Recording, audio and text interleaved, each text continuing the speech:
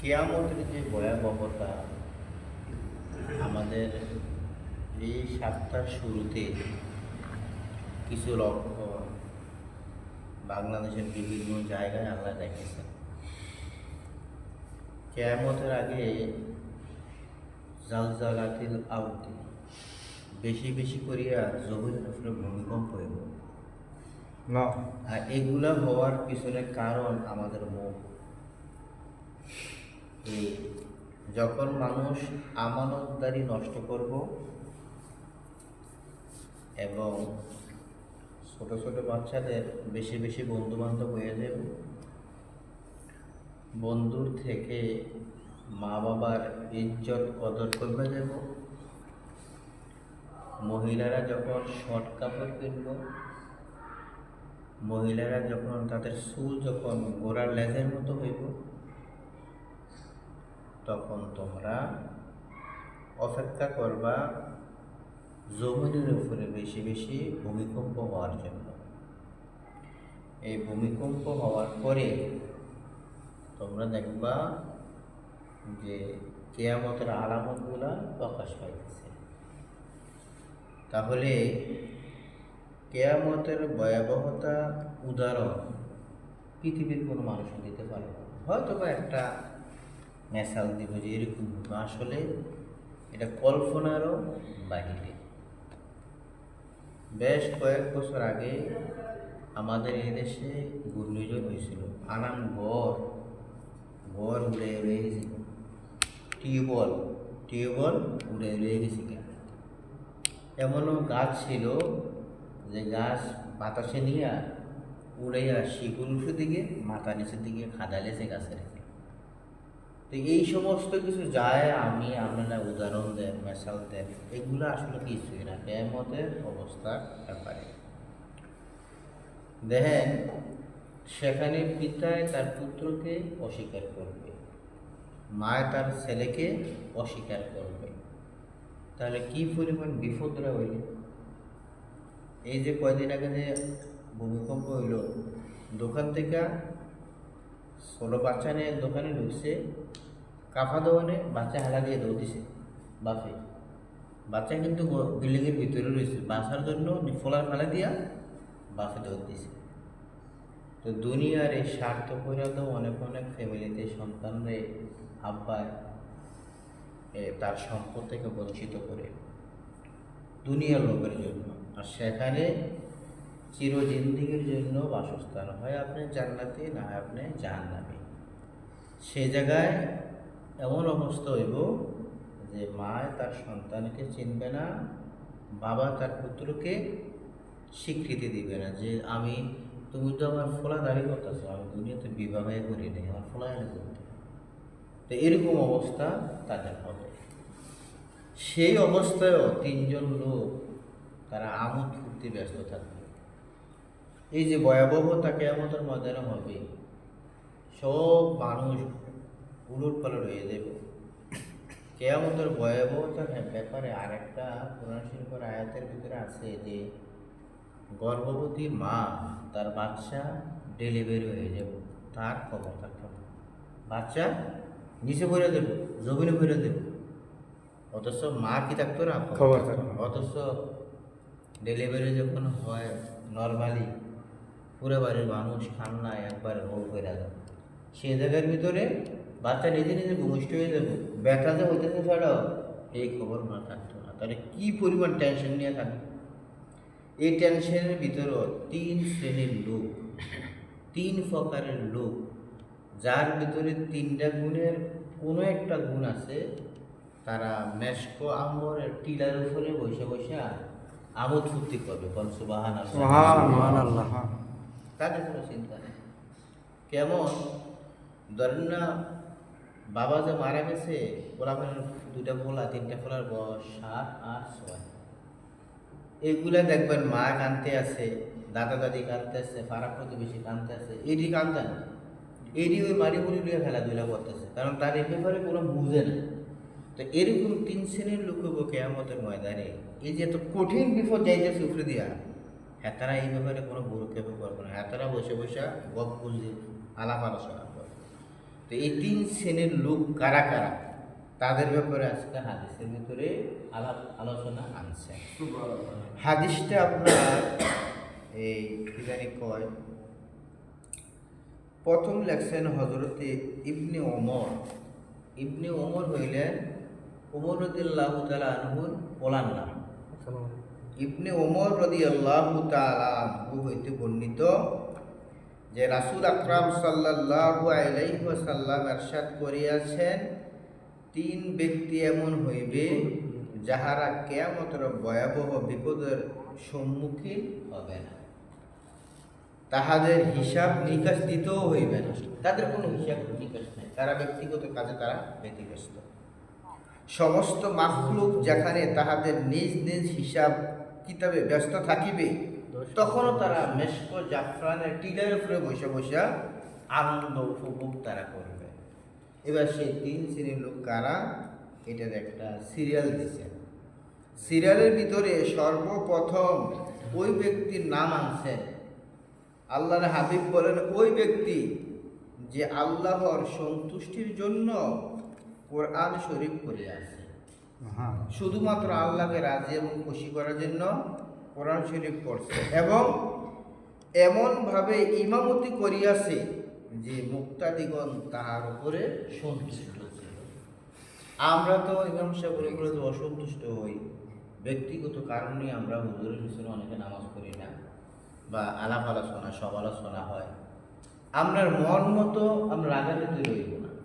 এটা যে শরীয়ত কর্তৃক যদি কোনো হুজুরে অন্যায় অপরাধের সাথে জড়িত হয়, আসলে শরীয়তে বলে যে ওনার পিছনে আমরা একতা করা আর চলবে না। এরকম কোনো অপরাধের সাথে যদি জড়িত হয়, তাহলে যদি কোনো মুসল্লি অসন্তুষ্ট হয়, তাহলে সেই ইমামের উপরে আল্লাহর গজব পতিত হবে। তাহলে এখানে বলছে ওই ব্যক্তি যিনি আল্লাহর সন্তুষ্টির জন্য কোরআন শরীফ পড়িয়াছে এবং এমনভাবে কোরআন শরীফটা নামাজের ভিতরে তেলাওয়াত করছে যে তার তেলাওয়াতে মুসল্লিগণ সন্তুষ্ট। দোকানে রাস্তাঘাটে 200 জন একসাথে না হুজুরের আর কিছু যা হোক না হোক, নামাজের ভিতরে তেলাওয়াতটা অনেক সুন্দর হয়, ভালো লাগে। যতক্ষণ করে ততক্ষণ ভালোই লাগে। মক্কা মদিনার ইমাম সাহেব যারা পড়ে দেন না, তারা পড়তে আছে, সুন্দরে লাগতে আছে। তাহলে 1 নম্বর গুণওয়ালা ব্যক্তি যিনি কোরআন শরীফ পড়ছে আল্লাহকে রাজি খুশি করার জন্য এবং এই কোরআনটা নামাজের ভিতরে এমনভাবে প্রয়োগ করছেন সুললিত কণ্ঠে যে মুক্তাদি তার উপরে কি ছিল, সন্তুষ্টি ছিল। 2 নম্বর ওই ব্যক্তি যে শুধুমাত্র আল্লাহর সন্তুষ্টির জন্য মানুষকে নামাজের দিকে ডাকছেন। ওই ব্যক্তি তার কোনো হিসাব নিকাশ নাই কিয়ামতের ময়দানে, যে মানুষকে আল্লাহর সন্তুষ্টির জন্য, আল্লাহকে খুশি করার জন্য, আল্লাহর হাবিবকে খুশি করার জন্য, শুধুমাত্র কেবলমাত্র একমাত্র আল্লাহকে সন্তুষ্টি করার জন্য মানুষদেরকে নামাজের দিকে আহ্বান করেছেন। আল্লাহ তাআলা কোরআনের মধ্যেও বলছেন যে ওই ব্যক্তির কথার চাইতে কার কথা উত্তম হইতে পারে, যিনি মানুষকে নামাজের দিকে ডাকে এবং নিজেও সে নামাজ পড়ে। তাহলে 2 নম্বর ব্যক্তি চলে গেল, যিনি নামাজের জন্য মানুষকে ডাকে, তারও কিয়ামতের ময়দানে হিসাব নিকাশের দোষ দেওয়ার জন্য আল্লাহ তাআলা তাকে পিরাপিরি করবেন না। 3 নম্বর ওই ব্যক্তি যে নিজের মনিব এবং অধীনস্থ লোক উভয়ের সহিত সাধ্য ব্যবহার করে আছেন। যেমন আমরা সমাজে যারা আপনাদের জমিতে যায়, এক রোজ হিসাবে 8টা বাজে যায়, চলে আসে 4টা বাজে, অথবা আপনি বরিশাল, রংপুর, সিলেটের এরকম কিছু বদলাম না আছেন, আর না তাদের সাথে রুট ব্যবহার করেন নাই, তাদের সাথে কোমল ব্যবহার করছেন, আদরের ব্যবহার করছেন, যে ভাই চলবো, এত দূরের থেকে আইসেন, আদা ব্যবহার করেন, আল্লাহ তাআলা কী করবো, বরকত দেব। এরকম তাদের সাথে কি করতেন, নর্ম ভদ্র ব্যবহার করতেন। এখন তো সবাই তো হাতেন না, আর সবারই জমি জমাও নাই যে মানুষ এটা কী করবো, কাজ কামে করবো। আপনার জন্য কী করবেন, আপনি এমনভাবে আপনার ফ্যামিলিটারে চালাইবেন যেন ফ্যামিলির সবাই আপনার কি থাকে, সন্তুষ্ট থাকে। একজনে দিয়ে দিলেন 5 লাখ, আরেকজনে কোনো খবরে নাই, একজনে দিয়ে দিয়েছে 400 টাকা বাড়াইয়া, টাকারে দেয় না, এরকম যেন না হয়। আপনি যদি বদলে আনতে পারতেন না, আপনি মনি বইতে পারতেন, আপনি গোলাম আনতে পারতেন না, তাহলে আপনার ঘরের প্রত্যেকটি সদস্যরা আপনি এমনভাবে তাদেরকে দিক নির্দেশনা পরিচালনা করবেন যেন তারা সার্বক্ষণিক আপনার উপর তারা কি থাকে, সন্তুষ্ট থাকে। আর এই সন্তুষ্ট অহেতুক অসন্তুষ্ট হলে হইত না। শরীয়ত কর্তৃক বাবা যদি কার উপরে আসলে জুলুমেই কইরা থাকে, তাহলে যদি আপনার রাগান্বিত হন হইতে পারে, কিন্তু সেই জন্য বাবার সাথে রূপ ব্যবহার, খারাপ আচরণ করা যাবে না। তাহলে কিয়ামতের দিনের কঠিন অবস্থা, ভয়াবহ ও মুসিবত এমন নয় যে কোনো মুসলমানের অন্তরে উহা হইতে খালি বা বেখবর থাকিতে পারে। অর্থাৎ প্রত্যেকটা মুসলমানই জানে যে কিয়ামতের যে ভয়াবহতা, যে কঠিন হবে, কি কষ্টের হবে, কি যন্ত্রণাদায়ক অবস্থা হবে, সেটা সবাই জানে। রাসূল আকরাম সাল্লাল্লাহু আলাইহি ওয়াসাল্লাম বলেছেন যে আসলে ময়দান হবে তামার সানি দিয়ে। এটা গজলও অনেকে গায়, তামার সানি। তামার সানি, তামা কেন? তামা হচ্ছে এই জন্যে যে লোহা যদি আপনি এক মাথা ধরেন আরেক মাথা যদি আগুনে দেন, তাহলে যেই মাথা আগুনে দিচ্ছেন ওটাই গরম হবে, এই মাথা গরম হতো না। ধরেন না 2 ইঞ্চি একটা রড মাথারা ফুলতে আছেন, দড়ি বাঁধে দেন, কড়কুড়ি বানায় রড দিয়ে, দূষিত রড দিয়ে। এটা যদি সবটা গরম হয়ে যেত, এটা আত্মীয় ফাললে ধরতো, মারতো না। এটা যে যে জায়গাটা ঢুকে চুলার ভিতরে ওইটা শুধু গরম হয়, এই পাশটা কিন্তু ঠান্ডা থাকে। কিন্তু তামা এমন একটা জিনিস যেটা এক প্রান্ত গরম হলে হুবহু পুরা প্রান্ত এক পরিমাণ গরম হবে।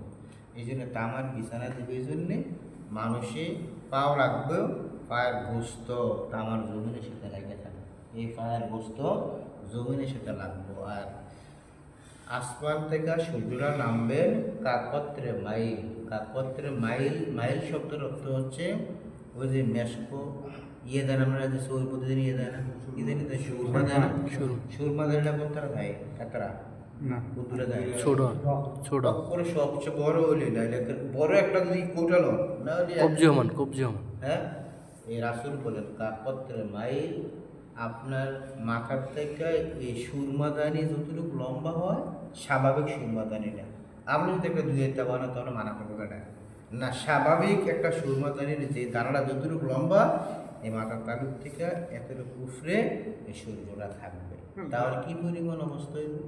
ওই অবস্থায়ও 3 শ্রেণীর মানুষ কি করব, তারা সেই মেশকল জাফরানের টিলায় ফিরে বসে বসে একজন আরেকজন আমরা ইটা দিব, দুষ্টামি করবো, খেলাধুলা করবো।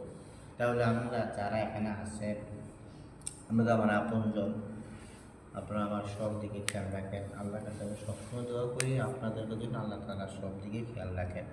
তাহলে এই যে তিনটা কথা যে এখানে বললো যে আপনি আল্লাহকে সন্তুষ্টি করার জন্য কোরআন শরীফ পড়বেন, আর আল্লাহকে সন্তুষ্টি করার জন্য মানুষকে ডাকবেন, আল্লাহকে সন্তুষ্টি করার জন্য যারা আপনার খেতে খামারে কাজ করতে হবে তাদের সাথে নর্ম ভদ্র কথাবার্তা বলবেন।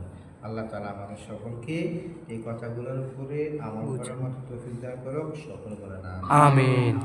আল্লাহুম্মা সাল্লি আলা সাইয়্যিদিনা ওয়া নাবিয়িনা ওয়া শাফিয়িনা ওয়া হাবিবানা ওয়া তাবিবানা ওয়া তাবিবা কুলুবিনা ওয়া মাহবুবানা ওয়া মাশাআল্লাহ ওয়া মাওলানা ওয়া আউলানা মুহাম্মাদান আবদুহু ওয়া রাসূলুহু।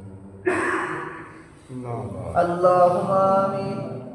আল্লাহুম্মা আনতাস সালাম ওয়া মিনকাস সালাম, তাবারাকতা ইয়া যাল জালালি ওয়াল ইকরাম।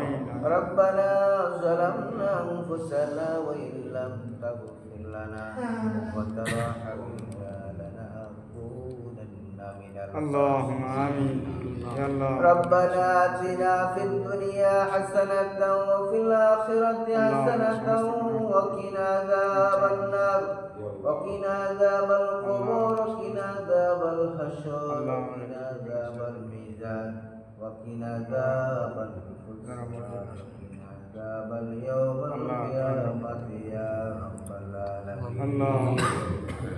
حسبنا الله ونعم الوكيل، نعم المولى ونعم النصير. اللهم حاسبنا حسابا يسيرا، اللهم تقبل صلاتنا صلاة العشاء مع الجماعة من الغسل الحاجة. اللهم آمين. رب ارحمهما كما ربياني صغيرا.